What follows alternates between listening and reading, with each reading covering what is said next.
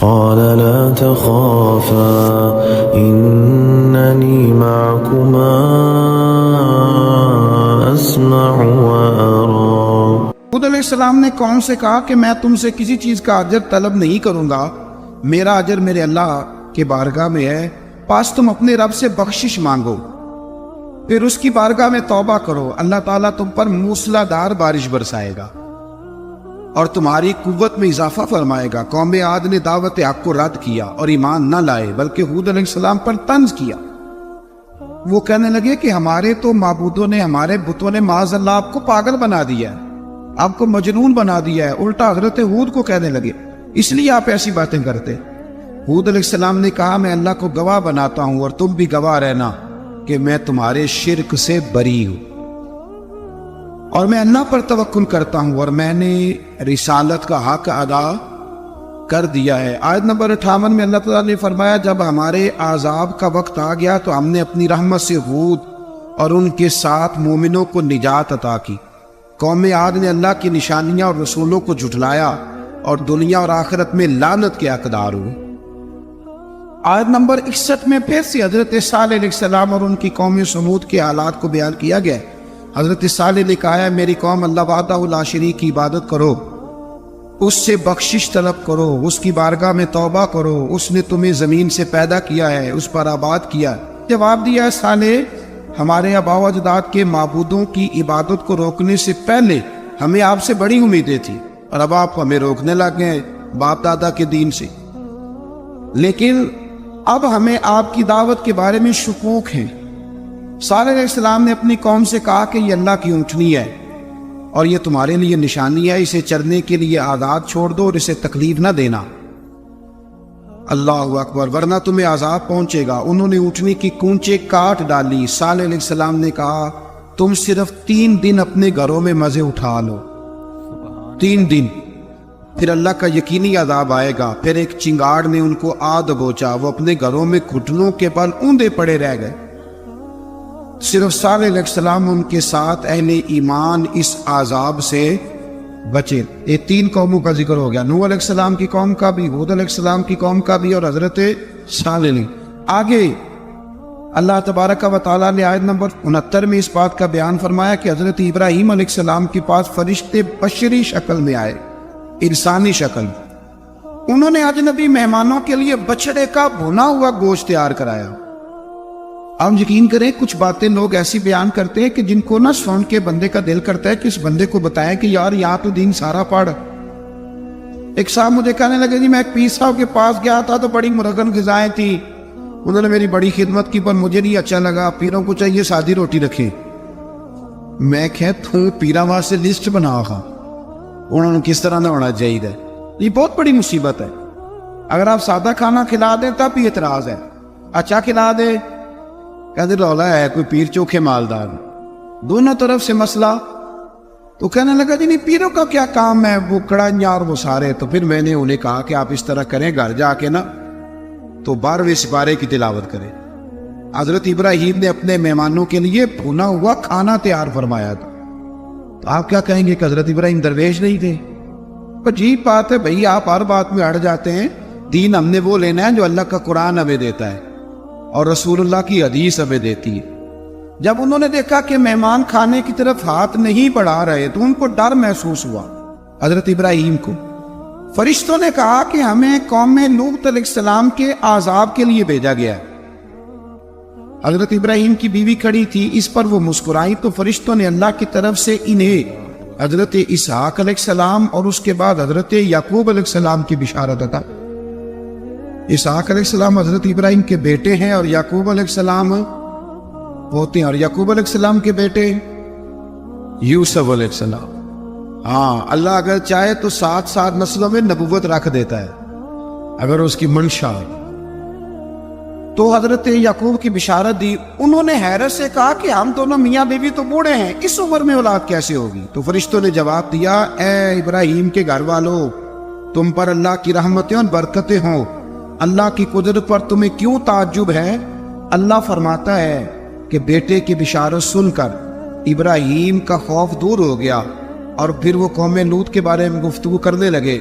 ابراہیم بہت بردبار، اللہ سے آہوزاری کرنے والے اور اس کی طرف رجوع کرنے والے تھے۔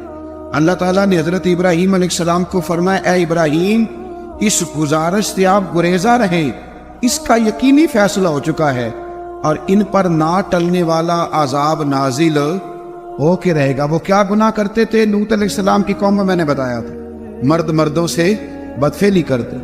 تو حضرت ابراہیم نے بھی عرض کی، بار بار گزارش کی، بحث کی کہ اللہ مہربانی فرما ان کا عذاب۔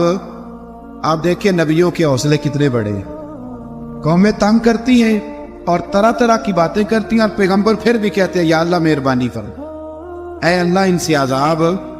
آیت نمبر 77 میں حضرت لوط علیہ السلام کی قوم کی بدعمالیوں اور لوط علیہ السلام کے اپنی قوم کو بدعمالیوں کے باعث فرشتوں کی آمد، قوم کے بدعمال لوگوں کے دوڑ کر آنے اور حضرت لوط کو ان کے سمجھانے اور ان کے انکار پر مضطرب ہونے کا ذکر ہے، جس پر فرشتوں نے حضرت لوط کو تسلی دی کہ آپ فکر نہ کریں، ہم آپ کے رب کے فرشتے ہیں، یہ آپ اور ہم تک نہیں پہنچ سکیں گے۔ آپ رات کے آخری حصے میں قوم کی طرف توجہ کیے بغیر ہجرت فرما لیں، اس لیے کہ صبح کے وقت ان پر عذاب آئے گا۔ جب اللہ کا عذاب آیا تو اس نے بستی کے اوپر کے حصے کو نیچے کر دیا اور قوم لوط کے اوپر اللہ کی طرف سے لگاتار نشان زدہ پتھر برسائے گئے، لگاتار پتھر آئے۔ آیت نمبر 84 میں اللہ تعالیٰ نے حضرت شعیب علیہ السلام اور ان کی قوم کا ذکر فرمایا ہے اور ان کے جرائم کو بیان کیا گیا ہے۔ وہ ناپ تول میں کمی کرتے تھے، دوسروں کو چیزیں کم تول کر دیتے تھے۔ اللہ تعالیٰ نے ان سے فرمایا کہ فساد فی الارض سے باز آؤ اور اپنے سے پہلے سرکش امتوں کا انجام دیکھ لو۔ جب حضرت شعیب کی نصیحتوں کا ان پر اثر نہ ہوا تو پھر اللہ تعالیٰ نے انہیں بھی عذاب سے ہلاک کر دیا۔ آیت نمبر 94 میں فرمایا کہ جب ہمارا عذاب آیا تو ہم نے اپنی رحمت سے حضرت شعیب اور ان پر ایمان لانے والوں کو بچا لیا، اور ظالموں کو ایک زبردست چنگاڑ نے پکڑ لیا تو صبح وہ اپنے گھروں میں اونٹے منہ پڑے تھے، گویا وہ کبھی وہاں آباد تھے ہی نہیں۔ آیت نمبر 96 میں حضرت موسیٰ علیہ السلام کو عطا کیے جانے والے 9 معجزات کا ذکر ہے۔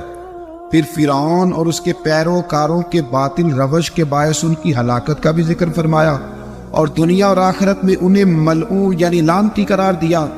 جن بستیوں کو اللہ تعالیٰ نے ہلاک کیا ان میں سے بعض کے آثار موجود ہیں اور بعض کے آثار تک معدوم ہو چکے۔ ان میں سے ہر بستی والے اپنے ظلم کے باعث ہی ہلاک ہوئے۔ اللہ تعالیٰ کسی پر ظلم نہیں فرماتا، لوگ خود اپنی جانوں پر ظلم کرتے ہیں۔ جو شخص عذاب آخرت سے ڈرتا ہے اس کے لیے اس میں نشانیاں موجود ہیں۔ آیت نمبر 106 سے اللہ تعالیٰ نے انجام کے اعتبار سے لوگوں کی 2 قسمیں بیان کی، 2 قسمیں فرمایا، ایک ہے سعادت مند لوگ اور دوسرے ہیں بدبخت۔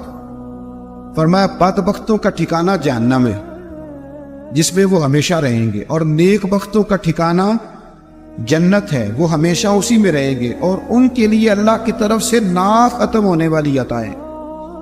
آیت نمبر 110 میں حضور صلی اللہ علیہ وسلم کو تسلی دی گئی کہ جس طرح یہ لوگ قرآن کے بارے میں اختلاف کرتے ہیں، اسی طرح قوم موسیٰ نے تورات کے بارے میں بھی اختلاف کیا تھا، اور اللہ نے ان کے اعمال کا پورا بدلہ انہیں دیا۔ آیت نمبر 112 سے سرکشی کو چھوڑ کر احکامات دین پر استقامت اختیار کرنے اور ظالموں کے ساتھ میل جول رکھنے سے بچنے کا حکم دیا گیا ہے، اور فرمایا کہ ظالموں سے میل جول کا انجام دوزخ کی آگ ہے۔ ہم لوگ نہ شکوہ کرتے ہیں، کسی حکومت کو بنے ہوئے 6 مہینے گزرتے ہیں تو شکوہ شروع ہو جاتا ہے، حالانکہ وہ خود تو نہیں نہ بنتے، ان کو کوئی بنانے والا ہے۔ تو ظالم کا جو مددگار ہوتا ہے وہ بھی ظالم ہوتا ہے، اس لیے احتیاط کریں۔ اور یہ صرف سیاستدانوں کی بات نہیں، دنیا کے ہر معاملے میں آپ غور کریں کہ آپ کسی ظالم کے مددگار تو نہیں۔ اللہ تعالی ہمیں حق پر استقامت عطا فرمائے۔ آیت نمبر 114 میں دن کے دونوں طرفوں میں اور ابتدائی رات کے کچھ حصے میں اللہ تعالیٰ نے نماز قائم کرنے کا حکم دیا ہے، رات کے کچھ حصے میں بھی نماز پڑھنی چاہیے، اور یہ بھی بتایا کہ بے شک نیکیاں گناہوں کو مٹا دیتی ہیں، اور یہ نصیحت قبول کرنے والوں کے لیے نصیحت ہے۔ آیت نمبر 120 میں اللہ تعالیٰ نے فرمایا کہ ہم آپ صلی اللہ علیہ وسلم کو رسولوں کی تمام خبریں آپ کے دل کی تسکین اور تقویت کے لیے بیان کرتے، اور ان میں مومنوں کے لیے نصیحت اور عبرت ہے کہ ان ساری باتوں سے عبرت پکڑ لو، بچہ صرف وہی جو اللہ کے نبیوں کے طریقے پہ چلا اور نبیوں کے ساتھ رہا، باقی بچ سکے نہیں۔ اللہ تعالیٰ کی طرف سے توحید و رسالت اور وقوع قیامت کے دلائل بھی ہیں۔ آیت نمبر 123 میں فرمایا کہ آسمانوں اور زمینوں میں سب غیب اللہ ہی کے ساتھ مختص ہیں اور ہر کام اسی کی طرف لوٹایا جاتا ہے، آپ اسی کی عبادت کیجئے، اسی پر توکل کیجئے، اور آپ کا رب لوگوں کے اعمال سے غافل نہیں ہے۔ اسی پارے میں نا آگے سورۃ یوسف شروع ہو رہی ہے، اس کو اللہ تعالیٰ نے کہا ہے کہ یہ بڑا پیارا قصہ ہے، احسن القصص کا، قصوں میں سونا قصہ۔ تو یہ کچھ 12ویں پارے میں اور کچھ 13ویں پارے میں ہے، میں نے یہ ارادہ کیا کہ یہ ایک ہی دن پوری بیان کی ہوئی۔ حضور غوث پاک کو اللہ نے بڑا اعزاز دیا، بڑی کرامات دی۔ آپ فرمایا کرتے تھے میں نے 40 سال اپنے رب کو راضی کیا مصلی پہ بیٹھ کے۔ تو میرے مالک نے پھر پوچھا ہے کہ عبد القادر کچھ مانگ لے، کوئی بات کر لے، تو سیدنا غوث اعظم رضی اللہ تعالیٰ عنہ فرماتے ہیں کہ میں نے پھر اپنے رب کریم کی بارگاہ میں عرض کیا، مالک جو قیامت تک مجھ سے محبت کرے فضل کرنا اسے بغیر توبہ کے موت نہ دینا۔ تو میرے رب نے میری اس دعا کو شرف قبولیت عطا فرمایا کہ جو مجھ سے پیار کرے گا، میرا نام لے گا، وہ بغیر توبہ کے نہیں مرے گا۔ جنات بھی آپ کی بارگاہ میں حاضر ہوتے، آپ کو شیخ بحر و بر کہا جاتا ہے۔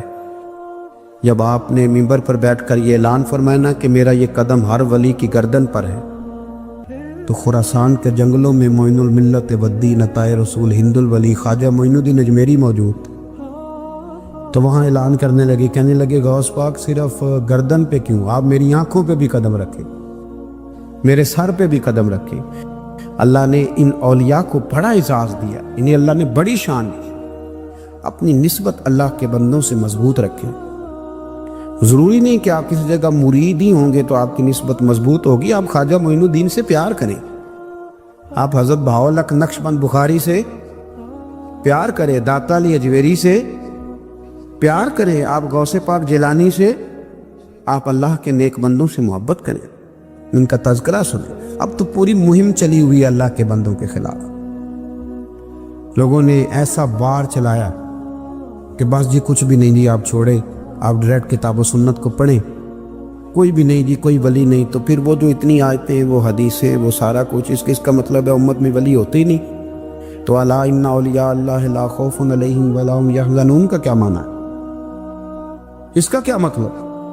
آپ نے تو ملیاں میٹ کر دیا سارا، پوری مہم چلی، اللہ کے بندوں سے پیار کریں، اور میرے نبی پاک صلی اللہ علیہ وسلم نے فرمایا جو جس سے پیار کرے گا قیامت کے دن اسی کے ساتھ اٹھایا جائے۔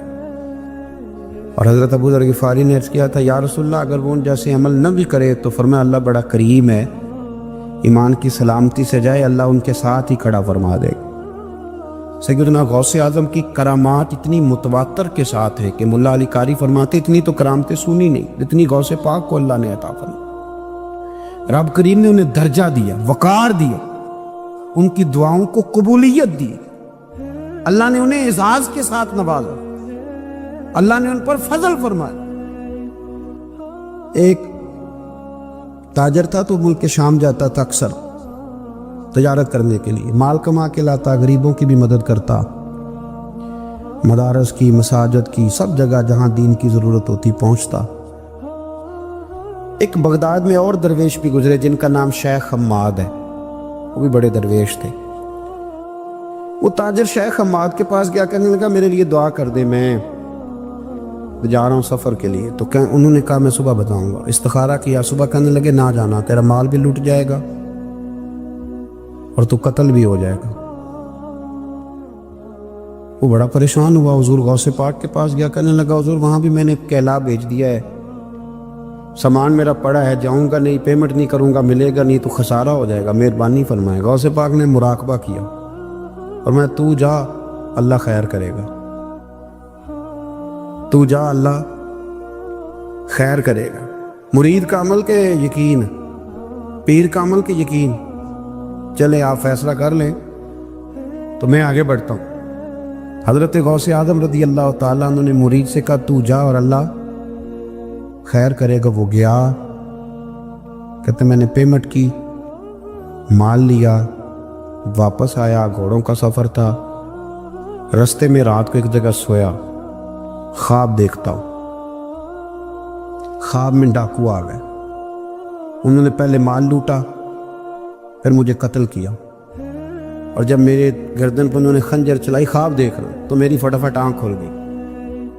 اور جب میری آنکھ کھلی تو میں اسی وقت ہی رخت سفر باندھا, سر پٹ گھوڑے دڑائے, کچھ رات کو کچھ دن کو. سویرے بغداد پہنچ گیا. کہتے خیال تھا کہ پہلے غوث پاک کے پاس جاؤں گا, لیکن پہلے شیخ حماد سے ملاقات ہو گئی. میرا چہرہ دیکھا, پریشان تو دیکھ کے مسکرائے. فرمانے لگے بھی تیرا پیر بڑا شاندار ہے, تیرا پیر بڑا شاندار ہے. وہ کام جو حقیقت میں ہونا تھا نا, حقیقت میں انہوں نے دعا کی ہے تو رب کریم نے اسے خواب بنا دیا ہے. ان کی دعا کی برکت سے اللہ نے اسے, اب میں بات مضبوط کرنا چاہتا ہوں تو میں ایک حدیث پاک بھی پڑھ دوں. لوگ کہیں گے جی مرنے والا بھی بڑھ جاتا ہے, عمر بھی بڑھ جاتی ہے. مشکات کی حدیث ہے, ترمذی میں بھی موجود ہے. نبی پاک صلی اللہ علیہ وسلم نے فرمایا ہے اگر تم چاہتے ہو رزق بھی بڑھ جائے, عمر بھی لمبی ہو جائے, تو اپنے رشتہ داروں سے اچھا سلوک کرو. اس کا مطلب ہے کہ عمر بڑھ جاتی ہے, موت کچھ وقت کے لیے ٹل بھی جاتی ہے. قرآن مجید نے خود اللہ والوں کی تعریف بیان کی. فرمایا وَعِبَادُ الرَّحْمَنِ الَّذِينَ يَمْشُونَ عَلَى الْأَرْضِ هَوْنًا. فرمایا رحمان کے بندے وہ ہیں جو زمین پر آہستگی سے چلتے ہیں. نوجوانوں غور کرو, زمین پر آہستگی سے چلتے ہیں, عاجزی سے چلتے ہیں. وَإِذَا خَاطَبَهُمُ الْجَاهِلُونَ قَالُوا سَلَامًا. اور جب جاہل ان سے گفتگو کرتے ہیں تو بحث نہیں کرتے بلکہ سلام کر کے گزر جاتے ہیں. یہ سارے پیسوں والے بھائی اپنی اپنی جگہ پہ تشریف رکھے جی. پیسوں والی تو کافی جگہ رستے میں آئی تھی, ہم پیسے لینے تھوڑی آئے, ہم تو دعا لینے آئے ہیں. اور دعا دینے والے ہمارے ساتھ بیٹھے ہوئے ہیں, سب اطمینان سے بیٹھے. بڑی مہربانی آپ کی. بالکل جو بات ہو رہی ہے اس کو سنیں توجہ کے ساتھ, اس میں خلل پیدا ہوتا ہے. پھر آپ کو پتہ ہے نا, مطلب فرنٹ سیٹیں نوٹوں والے لے لیتے ہیں, تو پھر نعت کا بیچارے کی بھی مجبوری ہوتی ہے اس کا نام یاد کرنا, 2-4 شعر اس کے نام کرنا. تو یہ کام نہ کریں آپ, مہربانی کریں, بات سنیں. سانو تخت ہزارے دی لوڑ کی, مالے کی لگے شہر برول دے نال, اسی تے اپنی بال کے سیگنے, سانو کی لگے کسی اور دے نال. اب مہربانی کریں آپ بات سنیں, بات اللہ والوں کی ہو رہی ہے, آپ بیچ میں نوٹ لے آئے, یہ کدھر جا. سنیں اور غور کریں. وَعِبَادُ الرَّحْمَنِ الَّذِينَ يَمْشُونَ عَلَى الْأَرْضِ هَوْنًا. رحمان کے بندے زمین پر آہستگی سے. یہ آہستگی کیسے پیدا ہوتی ہے؟ جب بندہ وزادار نہیں ہو جاتا, اس سے سارا چھچورا پن نکل جاتا ہے. جب علم سے, معرفت سے اور راہ سلوک کی منازل کو طے کرنے سے اس کے دل میں قرار پیدا ہوتا ہے نا. اللہ کرے آپ موبائل کم دیکھیں, میری بات زیادہ سنیں, آمین تو کہیے گا. جب اس کی طبیعت میں قرار پیدا ہوتا ہے نا, یقین کامل کی دولت پیدا ہوتی ہے, اللہ کی ذات پر بھروسہ مضبوط ہوتا ہے, اس کا فہم مضبوط ہوتا ہے, وہ بے چینی سے, بے قراری سے, معاذ اللہ ہاتھ پھیلانے سے, وہ کسی کی طرف لالچ سے دیکھنے سے, حرص سے, ہوس سے, طمع سے پاک ہو جاتا ہے نا. پھر وہ وفادار ہو جاتا ہے, قناعت پسند ہو جاتا ہے. پھر اس کے لب و لہجے میں آپ کو کہیں بے چینی نظر نہیں آتی. تڑپتا, سسکتا, شہرت کا بھوکا, مال کا بھوکا, کہیں نہیں وہ نظر آتا. جب وہ وفادار ہو جاتا ہے تو پھر ذرا آہستہ آہستہ چلنا شروع کر دیتا ہے. پھر اس کی طبیعت میں ٹھہراؤ پیدا ہوتا ہے. ٹھہراؤ, کوئی شوق نہیں ہوتا, وہ کوئی چل نہیں ہوتا. کہیں اس کی طبیعت کے اندر آپ کو کوئی ایسی چیز نہیں نظر آتی جس سے محسوس ہو کہ یہ کہیں الجھ سا گیا. بھائیو اللہ کے بندے آہستگی سے چلتے ہیں، بردبار ہوتے ہیں، وزادار ہو، ان کی طبیعت میں ٹھہراؤ۔ یہ جو آج بے چینی ہے، بے قراری ہے، نوجوانوں کی ٹوٹتی بکھرتی سوچیں ہیں، وسوسوں کے غلبے ہیں، پتہ نہیں کیا ٹھیک ہے، پتہ نہیں کیا غلط ہے، پتہ نہیں کون درست کہہ رہا ہے، پتہ نہیں کس کی بات ٹھیک ہے۔ اللہ کا بندہ جب ان ساری باتوں سے نکل کے یقین کی دولت پہ چلا جاتا ہے، پھر وہ ذرا آہستہ آہستہ چلنا شروع کر دیتا ہے۔ نبی کریم علیہ السلام کی طبیعت بڑی بردبار تھی، حضور میں بڑا حوصلہ تھا۔ آج نہ ہم بردبار نہیں، ہمارا دشمن، ہمارا مخالف ایک پوسٹ کرتا ہے ہمارے خلاف، کہ ہم اپنی ساری صلاحیتیں اس کو جواب دینے میں لگا دیتے ہیں، اصل کام رہ ہی جاتا ہے، پھر سارا ٹائم لگ جاتا ہے اس کو جواب دینے میں۔ اللہ کے بندے اتنی فرصت کس کو ہے؟ اتنی فرصت کس کو ہے کہ ہر ایک کے منہ لگے؟ آپ میں بردباری، ٹھہراؤ، حلم، رکنا، ٹھہرنا، سخت ترین بھی اگر کوئی شخص آپ کے ساتھ بات کرے تو آپ بردبار بنے، تھوڑا سا میں ہنس کے ٹالنے کا مزاج بنائے۔ اگر سب کی سطح پہ اتر کے ان سے بات کرو گے تو آپ کا کوئی معیار نہیں رہے گا زندگی میں۔ تھوڑا سا نا، مشکات میں حدیث ہے، اب اتنے سارے بزرگ بیٹھے ہیں، اللہ قاری صاحب بھی تشریف فرمائے، اب میں کوئی یہاں حوالہ پیش کروں گا تو وہ بھی بڑا عجیب لگے گا ان بزرگوں کے سامنے، تو مطلب کیسا دستور زبان بندی ہے تیری محفل میں کہ بات کرنے کو ترستی ہے زبان میری۔ چلو میں کسی سے کوئی دو باتیں ادھار لے کے کر دیتا ہوں، اس نے کہا تھا کہ انہی کے مطلب کی کہہ رہا ہوں، انہی کے مطلب کی کہہ رہا ہوں، بس زبان میری ہے، بات ان کی، اور انہی کی محفل سوارتا ہوں، چراغ میرا ہے رات ان کی۔ دو چار باتیں عرض کرنی، آپ تھوڑا توجہ فرمائیں۔ ایک صحابی نا بڑے پریشان ہو کے اور بڑی تکلیف میں اور بڑے درد سے آئے اور آ کے عرض کی، یا رسول اللہ صلی اللہ تعالی علیہ وسلم، کفار تو آپ کا نام بگاڑ بگاڑ کے اب آپ کو برا بھلا کہتے ہیں، معاذ اللہ ثم معاذ اللہ۔ اس کو سمجھیے گا، آپ کا کیا خیال ہے؟ چڑھانے والا زیادہ خطرناک ہوتا ہے کہ چڑھ جانے والا؟ آپ چڑھنا چھوڑ دیں، لوگ چڑھانا چھوڑ دیں گے۔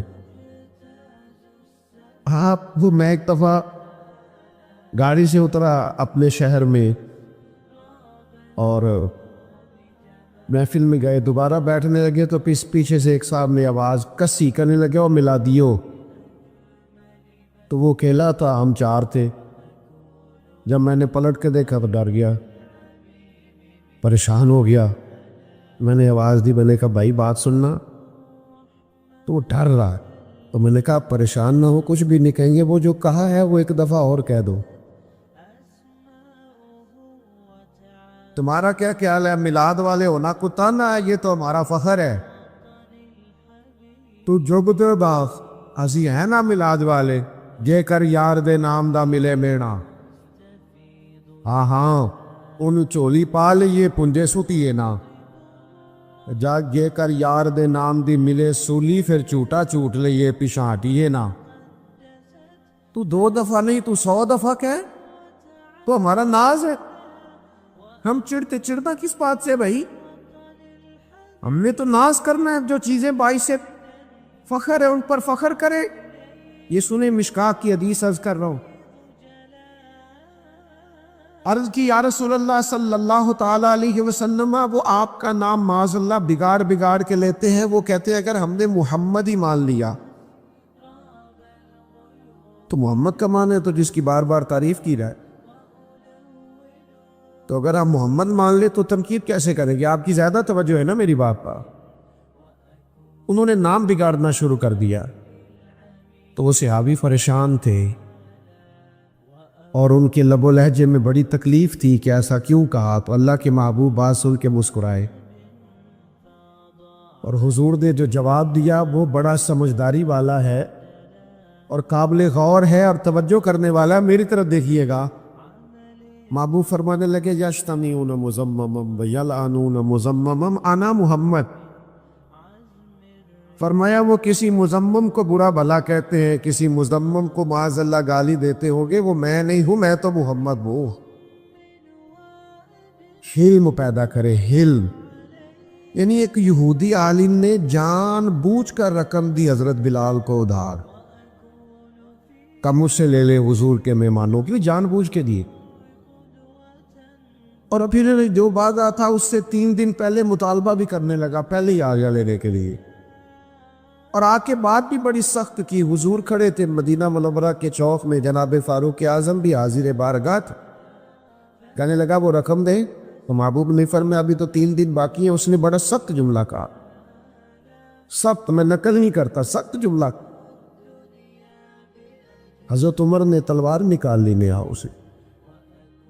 हुजूर ने फरमाया उमर जल्दी न कर, उसने पैसे लेने, उसका हक क्या तकाजा करेगा।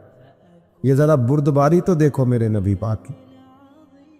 जरा जरा सी बात पे हाथ पैर फूलते हैं नौजवानों के, जरा परेशानी आई नहीं और ये जनाब बड़े बड़े सख्त बातें करने लगे, मैंने जी के क्या करना है, रह के क्या करना है।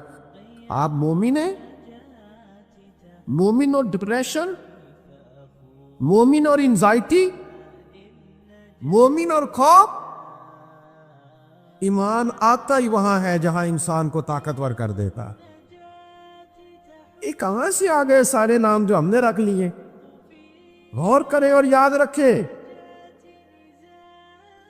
उसने बड़ी सख्त बात की तो महबूब फरमाने लगे उमर उसने पैसे लेने, उसका हक है, तू मुझे क्या जल्दी दे दे, उसे क्या जरा नरमी करे, जा फलां जगह खजूरें रखी हैं, तोल के इसका सारा कर्ज अदा कर दे, और ये जो तूने डांटा और घूरा है ना, थोड़ी खजूरें ज्यादा भी दे देना। हजरत फारूक आजम थोड़े मिजाज के जलाली थे, कहते मैं चला तो गया और खजूरें भी दे दी, थोड़ी ज्यादा भी दे दी। अब वो यहूदी आलिम ना मुझसे छोटे छोटे सवाल करने लगा हुजूर के बारे में। मेरी तरफ देखिएगा, वो सवाल करने लगा तो फरमाते मैं अब गुस्से में था, मैं तलख तलख जवाब देता। वो सुनो जवानों, वो यहूदी आलिम कहने लगा उमर यार मुझ पर जल्दी न कर, मेरी मजबूरी समझ, मैं आसमानी किताबों को जानने वाला आलिम हूं, मैं कोई जज्बाती फैसला कर नहीं सकता था। मैंने ना आखिरी नबी की जितनी अलामात पड़ी थी वो सारी मदीने वाले में पाई दा। एक अलामत हुजूर की ये पड़ी थी कि जैसे जैसे कोई जहालत करता जाएगा ना, हुजूर का हिल्म बढ़ता जाएगा, नबी पाक की बुर्दबारी बढ़ती जाए। मैंने सारी अलामतें हुजूर में देख ली और मेरी मजबूरी समझ, मैं अपने आप को तसल्ली देना चाहता था, मैंने जानबूझ के उधार दिया था, जानबूझ के पहले तकाजा किया था। उमर यार मेरे साथ मेहरबानी करना, मैंने देख लिया है जितना हिल्म मैंने मदीने वाले में देखा है, जितना ज़रफ मैंने हुजूर में देखा है, जितना हौसला करीम महबूब में देखा है, इतना मैंने कहीं नहीं देखा। अब इस तरह कर, मेरा सिफारशी बन, मुझे साथ ले जा, मैंने हुजूर का कलमा पढ़ना। ओ भाई कहाँ इतनी बेचैनी आ गई, बेकरारी आ गई, इतने परेशान आप? मेरा तू के दीनी माहौल से ताल्लुक़ है और ज़िंदगी में बड़े बड़े मजमे मुझे देखने की अल्लाह ने तौफीक दी, तो बाज़ लोगों को ना आदत हो जाती है मेरी तरह के लोगों को स्टेज पर बैठने की। आप यकीन करें, अपनी तरह के बुजुर्गों की बात नहीं करता, उनको कभी नीचे बैठना पड़ गया तो परेशान हो जाते। वो खुदा के बंदो, सदर सदर ही होता है, वाले सदर में हो तब भी सदर है, अपने घर में हो तब भी सदर है। बुर्दबार बने, हौसला कर। आप यकीन करें, कभी सूफिया का स्टेज इस पर तनकीद ना होती अगर हमने खुशामद का दरवाज़ा ना खोला होता। नकीब महफिल का तो ये कहना होता था कि फलां साहब आएंगे, अब वो ये करेंगे, नात पढ़ेंगे या तिलावत करेंगे या बयान करेंगे, लेकिन वो कसीदा खानी, वो अलकाबात की भरमार, वो तू हौसला तो काट, थोड़ा बुर्द पार तो बाल। खुशबू बताया नहीं करती, خوشبو تو آیا کرتی ہے. اگر کوئی چیز ہوگی تو پتہ چل جائے گا. یہ چھلت چھلت کے بتانا اور کھل کھل کے بات کرنا اور اظہار کرنا اور کوئی تعریف نہ کرے تو اپنی کرنے لگ جانا. شکر ہے جی اللہ کا، فلانا کام بھی میں نے کیا، تو نہ تعریف کر، یہ کسی کو کرنے دے. یہ ٹھیک نہیں رہے. تھوڑے بردبار بنے، تھوڑا حوصلہ. اللہ والوں میں نا حوصلہ بڑھ پلک، بھلا کتنا حوصلہ ہوتا ہے اللہ والوں میں.